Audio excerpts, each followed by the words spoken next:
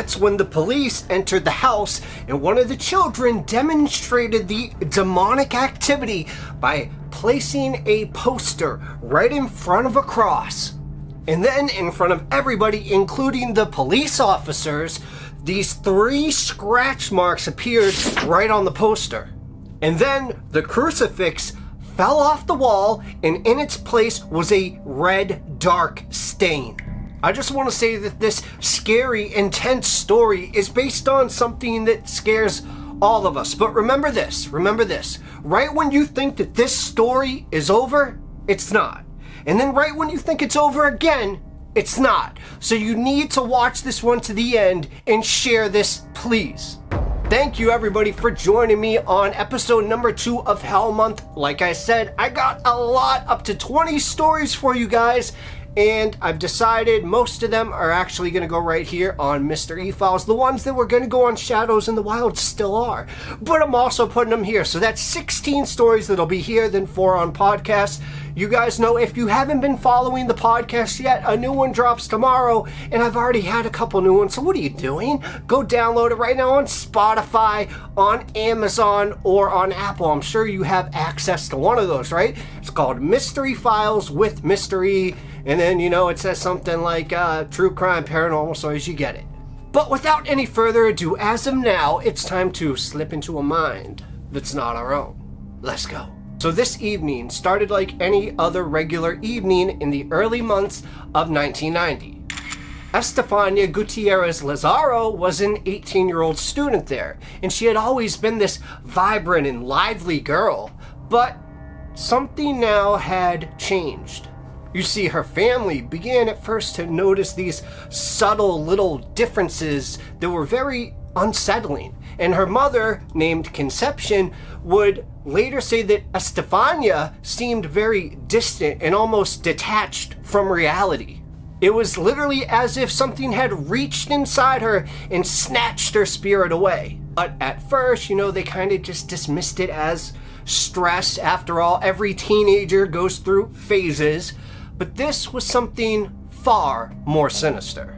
And there is a movie that this is about also that I'm going to tell you at the end, but until then, I'm going to play certain parts of that movie to complement the story. And the first, real sign that something was wrong came late one evening when Estefania woke up in the dead of night just screaming.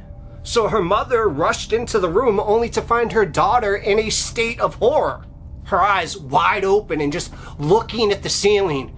They're here. I see them. They're here. The shadows, they're back.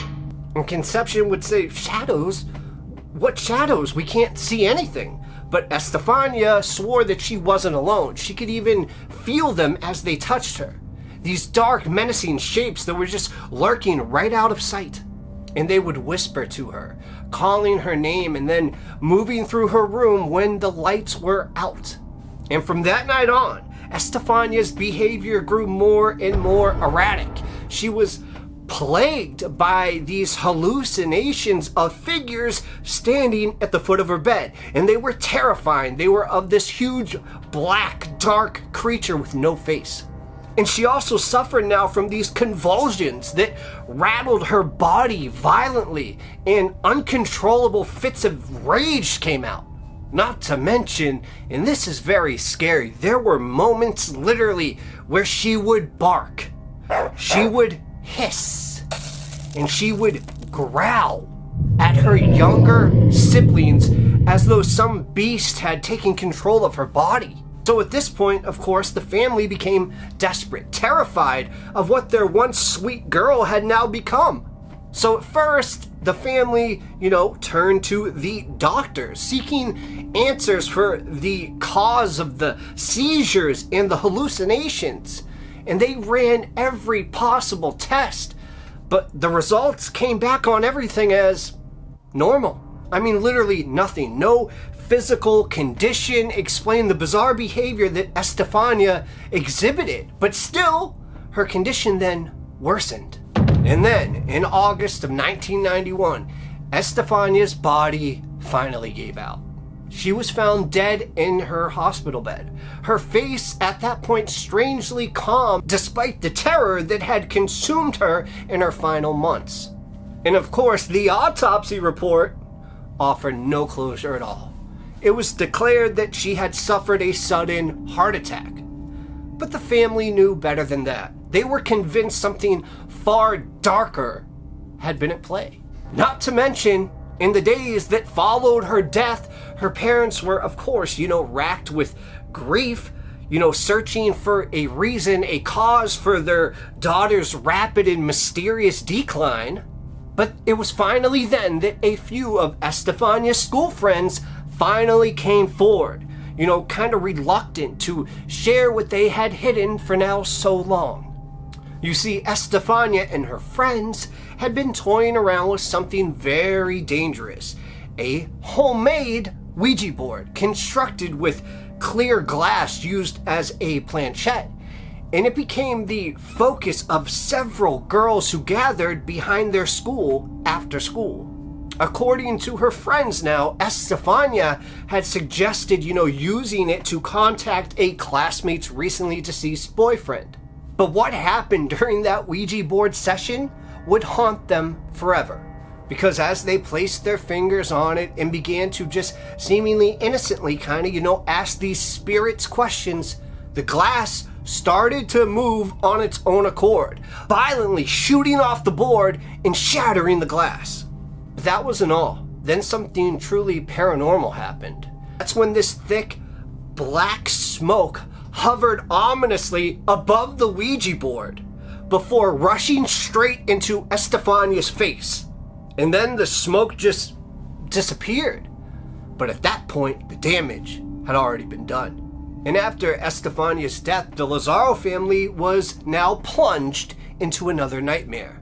The eerie occurrences began quietly. At first it was a soft voice, disembodied of course, whispering, "Mama, Mama," from within Estefania's bathroom. Tell me that wouldn't scare the crap out of you. But every time they then opened the door, the room was completely empty. But then the disturbances started escalating. Literally, objects began to move on their own. Estefania's room, once kept pristine, would just be found in complete and total disarray. The bed sheets were flung across the room, and pictures were knocked down from the walls. And then the house would suddenly fill with the sounds of scratching and scraping along the walls, followed by these hideous sounds of laughter, low and cackling at first, but then quickly morphing into these wailing cries. And then, of course, lights would flicker, appliances turned on and off by themselves, doors not only open, but swung open with such force that the family was convinced someone was breaking in. And then came the thudding, loud, booming noises that echoed from within the walls as though something or someone was trying to break through. So in a desperate attempt, the family, tried to block the doors with furniture, even a large sofa. But it didn't matter.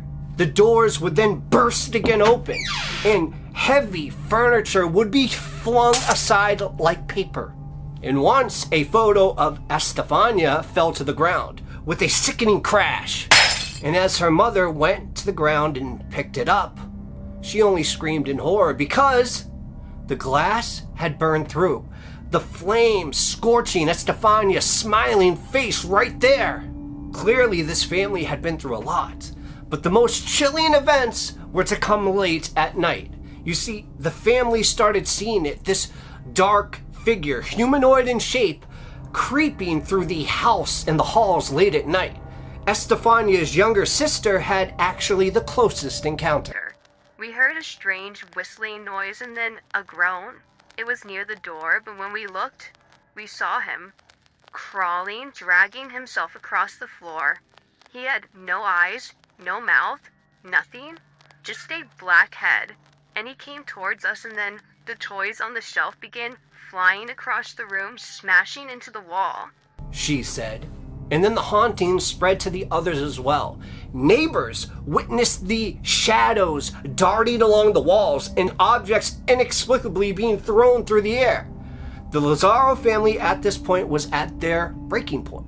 And one night in 1992, the terror reached its peak, its crescendo, you could say, as Estefania's mother woke up in the middle of the night with this overwhelming pressure on her chest, and she actually couldn't move.